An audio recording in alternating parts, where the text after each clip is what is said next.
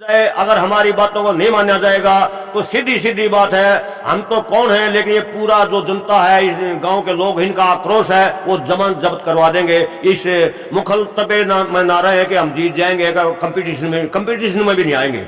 जी नरवाला साहब नमस्कार दोस्तों, आप सभी का एक बार फिर से स्वागत है आपके अपने यूट्यूब चैनल हरियाणा की ताकत पर। और मैं प्रिंस मलिक आप सभी का स्वागत करता हूं। तो भाई, जैसा तुम सारे जानो हो, जो ताकत हो अगर हरियाणा की नहीं पूरे देश की, वो एक किसान हो अगर। और किसान ना रिलेटेड थोड़ी सी बातचीत करांगे। अपने गिला प्रधान जी हैं, तो एक बार प्रधान जी तो थोड़ी सी बातचीत कराएंगे। जो 3 अध्यादेश हैं उनके बारे में इनका क्या कहना है, और सारी बात आप वीडियो में देख लियो। तो भाई एक बार कर दे चालू। राम राम जी। राम राम भाई साहब, राम राम। अच्छा जी, जो 3 अध्यादेश हैं उनके बारे में आपका क्या कहना है, क्या राय है? देखिए, जो 3 अध्यादेश हैं वो इस देश के लिए, आम नागरिक के लिए, किसान के लिए, मजदूर के लिए, मंडी आड़त के लिए और मुनीम के लिए, ये सब के लिए विनाशकारी हैं। अच्छा जी। क्योंकि अगर पहला ऑर्डिनेंस है कि मंडी में किसान लेके जाएगा तो वहाँ 6.5% टैक्स लगेगा, मंडी से बाहर बेचेगा तो टैक्स नहीं लगेगा। तो व्यापारी कौन इतना बेवकूफ़ है, मंडी में वो 6.5% देगा? तो ऐसा होते होते 1-2 साल में ये मंडियाँ बिल्कुल समाप्त हो जाएंगी। और मंडियाँ समाप्त हो जाएंगी तो हरियाणा पंजाब में भी वो हाल हो जाएगा जैसा कि इस देश के दूसरे राज्यों में है। मंडियों की व्यवस्था हरियाणा पंजाब में ही है, और वो चौधरी छोटू राम के द्वारा ये व्यवस्था की गई थी। हम नहीं चाहते किसी भी कीमत पर ये मंडियों की व्यवस्था टूटे। दूसरा ऑर्डिनेंस लेके आई है सरकार, इसने जो स्टॉक सीमा हुआ करती ज़रूरी चीज़ों पर, खाद्यान्न पर, वो इन्होंने खोल दिया है कि एक आदमी ही पूरे देश का खाद्यान्न खरीद सकता है। और अगर एक आदमी के हाथ में पूरे देश की जान मुट्ठी में चली गई तो कालाबाजारी होनी स्वाभाविक है, निश्चित है।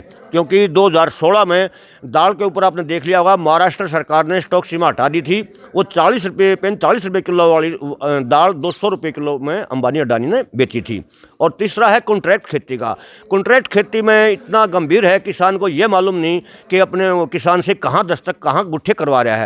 और 20 साल के लिए अगर मान लिया लीज पर लेती है तो पूरा अधिकार उस कंपनियों को हो जाता है। और कंपनियां करोड़ों करोड़ों रुपये हमारी ज़मीन के ऊपर लोन ले लेंगी, और वो कंपनियां पता नहीं कहाँ चली जाएंगी, और वो हमें कोर्ट में भी जाने का अधिकार हमारा नहीं है। इसलिए हमारा मानना है कि हम किसान और हमारे आने वाली पीढ़ियाँ किसान नहीं रहेंगे, वो मजदूर बन के रह जाएंगे, उनके बंधुआ मजदूर बन के रह जाएंगे। इसलिए पूरा देश का किसान और पूरा देश का मजदूर और आम जनमानस इन तीनों अध्यादेशों का विरोध करता है। हमारी मांग ये है सरकार से कि जो MSP कानून है, MSP न्यूनतम समर्थन मूल्य पर वो एक खरीद की गारंटी बनाए सरकार। अगर उससे कोई नीचे व्यापारी खरीदे तो उस पर कानूनी शिकंजा हो।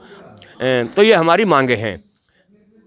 अच्छा, जो ये आपने बहुत सारे आंदोलन भी करे हैं, एक 5-6 भी कराया था, तो उससे कोई फर्क पड़ा सरकार के ऊपर? देखिए, इसी 3 अध्यादेशों को वापस लेने में पिछले महीने की 20 तारीख को ट्रैक्टरों में प्रदेश हरियाणा और पंजाब का किसान और उत्तर प्रदेश और राजस्थान का किसान सड़कों में उतरा, काले झंडे लेकर विरोध प्रदर्शन किया।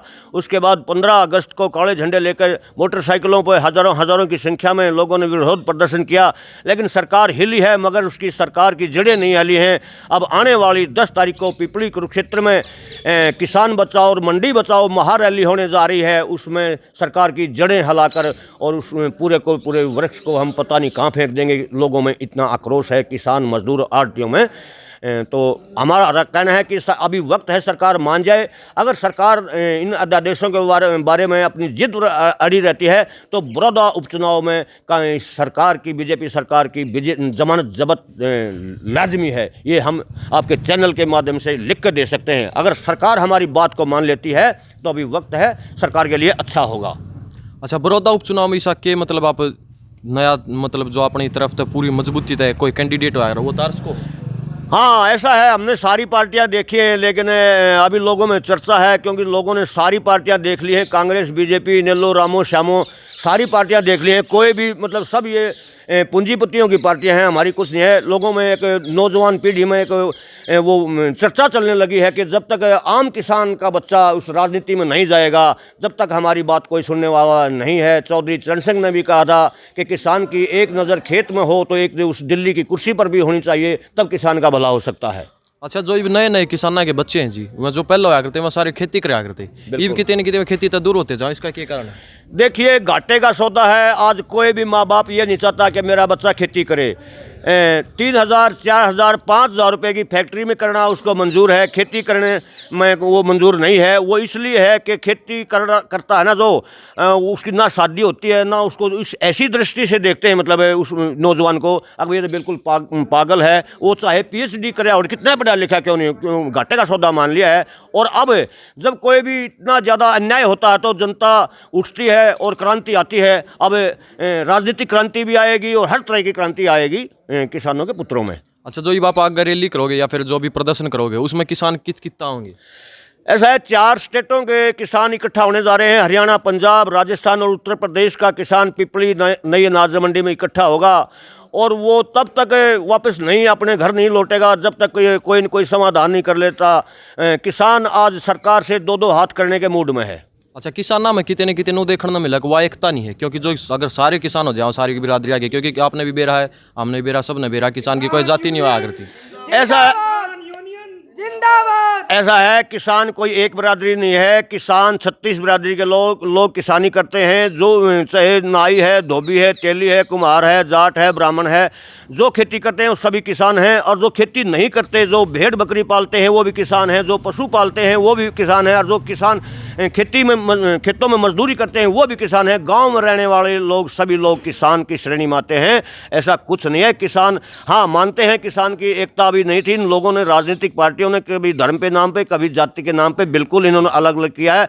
लेकिन आज मजबूरी हो गई है, उस मजबूरी के विषय में लोग समझ चुके हैं। अगर जब तक हम इकट्ठा नहीं होंगे तब तक हमारा काम चलने वाला नहीं है। आज इतना दबा दिया गया है इन ग्रामीण लोगों को, इन किसानों के पुत्रों को, आज इकट्ठा होना मजबूरी है। और इकट्ठा होने के एक वो मुहिम भी लोगों ने चला दी है, हमारे नौजवान साथियों ने।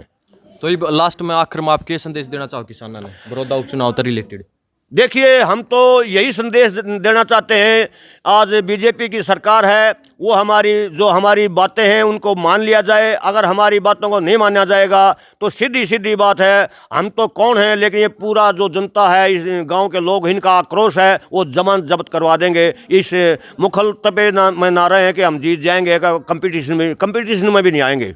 जी नरवाला साहब, धन्यवाद। तो भाई किसान यूनियन के ये प्रधान जी थे, और इसके साथ साथ वीडियो तो हमने देख लिए, वीडियो ने ज़्यादा से ज़्यादा शेयर करियो। पर कहीं ना कहीं जो एकता है किसानों में भाई, वह थोड़ी सी कम दिखी जा, प्रधान जी ने बताई, वह मजबूत होती जा रही है। और भाई किसान जो आकर है वो मतलब पूरे देश का जो पेट भरने वाला है, उसके साथ अगर सरकार गलत करेगी तो भाई कदम उठाया जाएगा। और कितने न कितने जो किसानों की एकता या मजबूती आकर है वह जरूरी है। बाकी खुद समझदारों, कमेंट में अपनी राय बता दियो और वीडियो ने दबकर शेयर कर दियो, चैनल ने सब्सक्राइब कर दियो। इसके गेला जय हरियाणा, जय हरियाणी भाई।